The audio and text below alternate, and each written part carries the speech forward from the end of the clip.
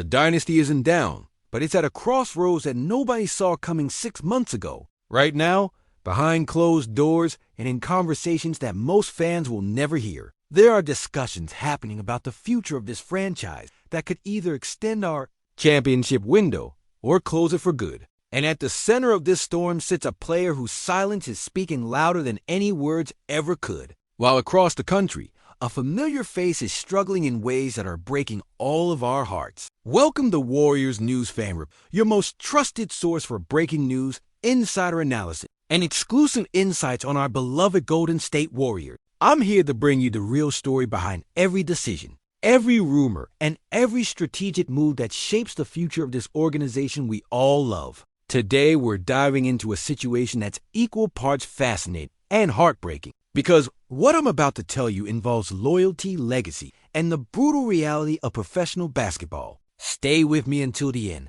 because the proposal that's been floated could change everything about how we view this season and beyond.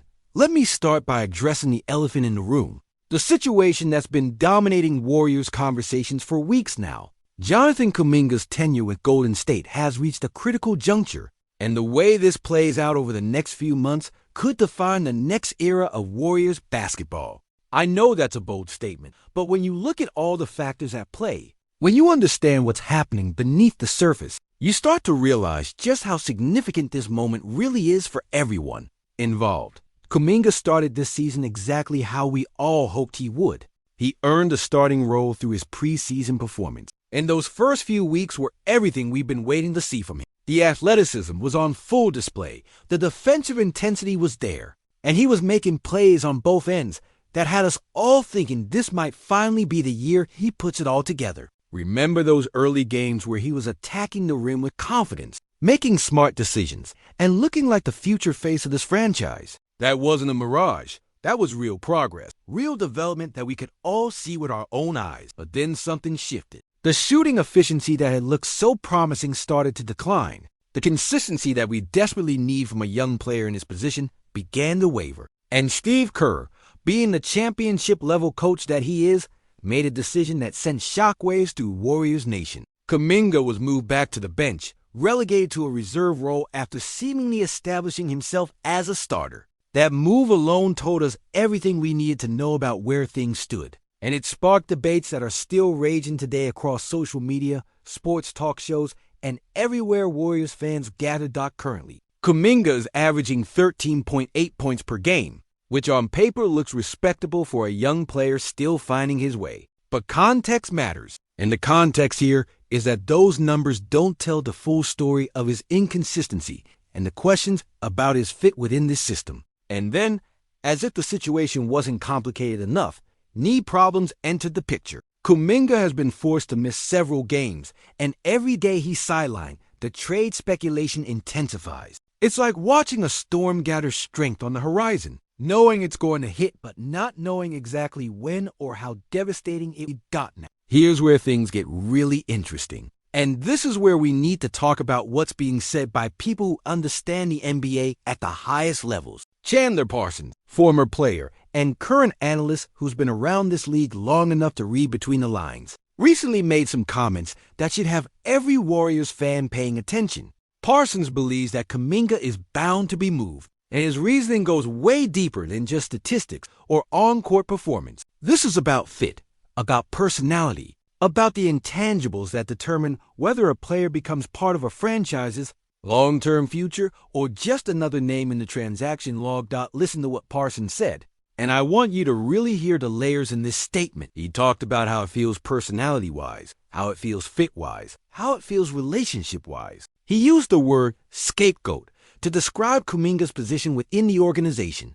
Those aren't throwaway comments. Those are observations from someone who understands the dynamics of NBA locker room and front office decision-making. And then Parsons dropped what I think is the most revealing part of his entire analysis, something that should make all of us stop and think about what we're witnessing. Kuminga has never publicly expressed a desire to become the face of this franchise after the Curry era ends. Think about that for a second.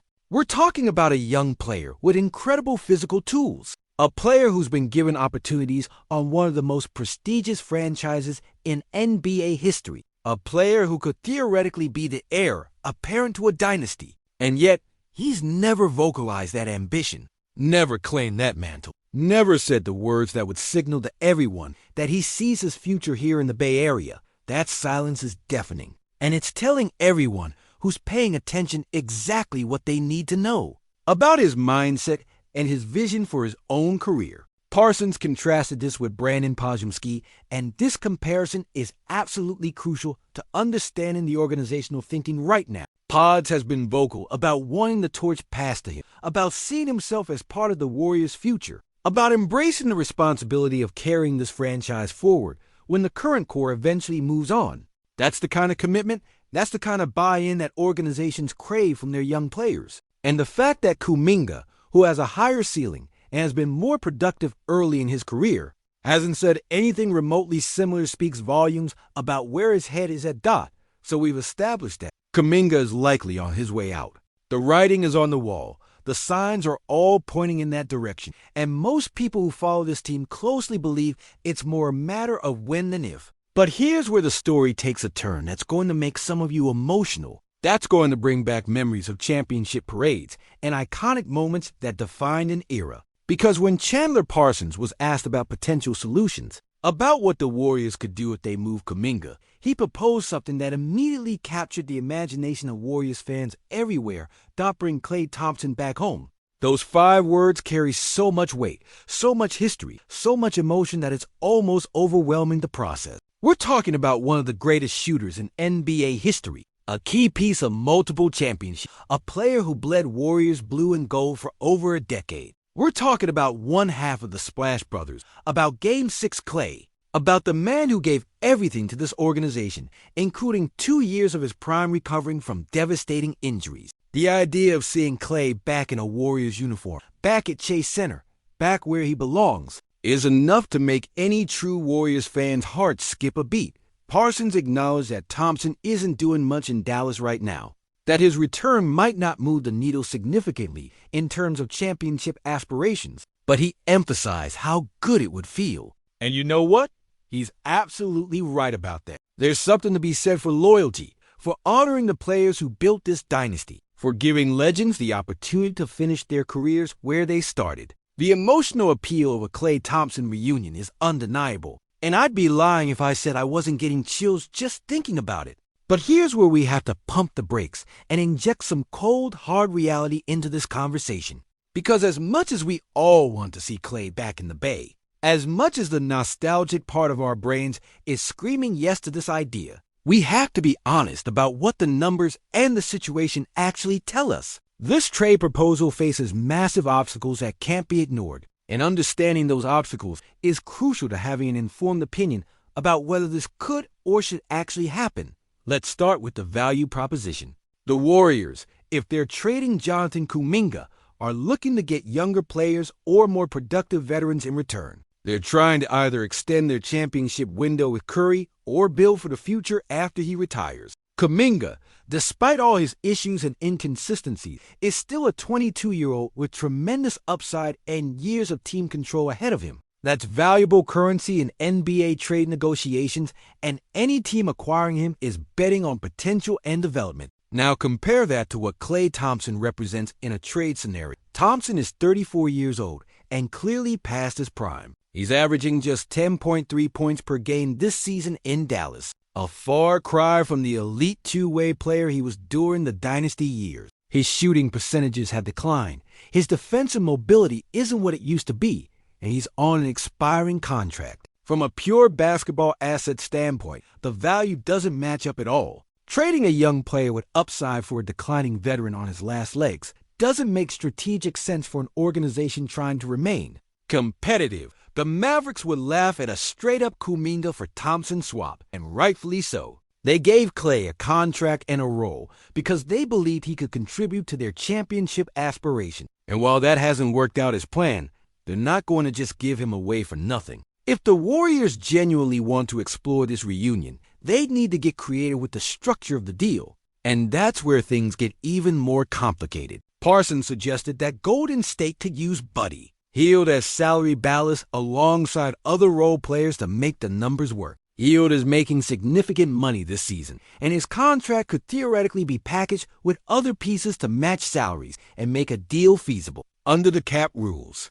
But even if you can make the math work, you still have to answer the fundamental question: does this trade make the Warriors better? Does bringing back a 34-year-old Klay Thompson, who's averaging 10 points per game, actually improve our chances of winning a championship this season or competing in the future?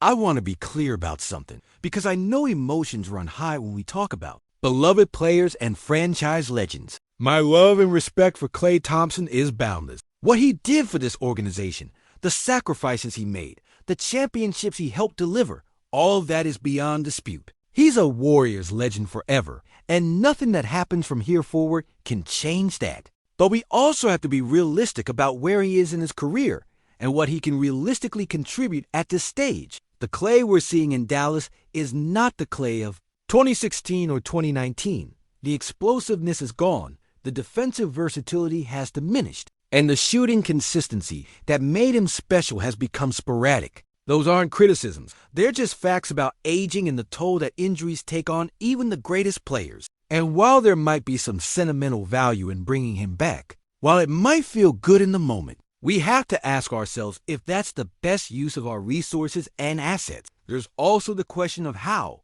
Klay himself would feel about coming back in a reduced role. Part of the reason he left Golden State in the first place was because he wanted a bigger role, wanted to prove he could still be a primary option, wanted to show that he wasn't done being an elite player. Coming back to the Warriors as a bench player or a limited rotation piece might not be what he wants for this stage of his career. And we have to respect his autonomy and his desire to control his own narrative. Let me present an alternative perspective on this whole situation, because I think there's a way to honor Klay's legacy without making a trade that doesn't make basketball sense. The Warriors could wait until the offseason, let Klay finish his contract in Dallas, and then bring him back on a veteran minimum deal as a role player for one final run. That would allow him to retire as a Warrior, would give fans the closure they deserve, and wouldn't require giving up valuable assets to make it happen. It's a win-win scenario that respects both the business side of basketball and the emotional connections that make sports special. But back to the immediate situation with Kuminga, because that's the decision that needs to be made in the coming weeks, not months. If the Warriors are going to trade him, and all signs point to that being increasingly likely, they need to maximize the return. They need to target players who fit Steve Kerr's system, who can contribute immediately to a championship push, and who align with the timeline of Stephen Curry's remaining prime year. That might mean targeting a veteran 3-and-D wing, or a backup big man who can protect the rim, or a young guard who can develop into a long-term piece. Whatever the return is, it needs to be about making this team better, not about nostalgia or sentiment. I also think we need to acknowledge the human element of all this. Jonathan Kuminga is a 22-year-old kid who's trying to figure out his place in this league and in this organization. The speculation, the trade rumors, the constant scrutiny, all of that takes a toll on a young player's confidence and mental health. Whether he stays or goes, I hope he finds a situation where he can thrive and reach his potential. Because the talent is undeniable even if the fit here hasn't been perfect. And for Klay, I hope he finds peace with whatever the next chapter of his career looks like. Whether that's finishing strong in Dallas, reuniting with the Warriors, or something else entirely. The broader lesson here is that building and maintaining a dynasty is brutally difficult. You make tough decisions that break hearts. You move on from beloved players before fans are ready. You prioritize the future even when the past is calling you back. The Warriors have navigated these waters better than most franchises over the past decade. And I trust that Bob Myers' successor and the basketball operations team will continue to make decisions that prioritize winning above all else. So where does all this leave us as we head into the most critical stretch of the season? We've got a Kuminga situation that's reaching a boiling point. We've got a Klay reunion proposal that's emotionally appealing but strategically questionable. And we've got a franchise trying to balance competing for championships now while also planning for life after Curry. It's complicated, it's messy, and it's exactly the kind of high-stakes drama that makes the NBA so compelling to follow. Here's what I know for certain. The Warriors are going to make a move before the trade deadline. Whether that move involves Kuminga, whether it brings back Klay, whether it targets someone else entirely, We'll find out soon enough. But whatever happens, it's going to be fascinating to watch. And it's going to tell us a lot about how this organization views its championship window and its future direction. Now, I want to hear from you, Warriors Nation, because this is a conversation that needs to include all of our voices. Do you think the Warriors should trade Jonathan Kuminga? And if so, what kind of return would make you happy? Would you support bringing Klay Thompson back even if it doesn't make perfect basketball sense? How do you balance honoring legends with making decisions that give us the best chance to win? Drop your thoughts in the comments below, because I genuinely want to know how you're feeling about all of this and what you think the right path forward is. If you found value in this deep dive, if you appreciate the honest analysis and the willingness to tackle tough topics head on, make sure you smash that like button and subscribe to Warriors News Fan Report if you haven't already. Hit that notification bell so you never miss an update, because I'm constantly bringing you breaking news, insider information, and the kind of analysis that helps us all understand what's really happening with our team. We're in this together, and your support means everything to me and to this community we're building. Until next time, let's keep believing in this team. Let's keep supporting our guys, and let's see where this wild ride takes us. Strength in numbers, Warriors faithful. Strength in numbers.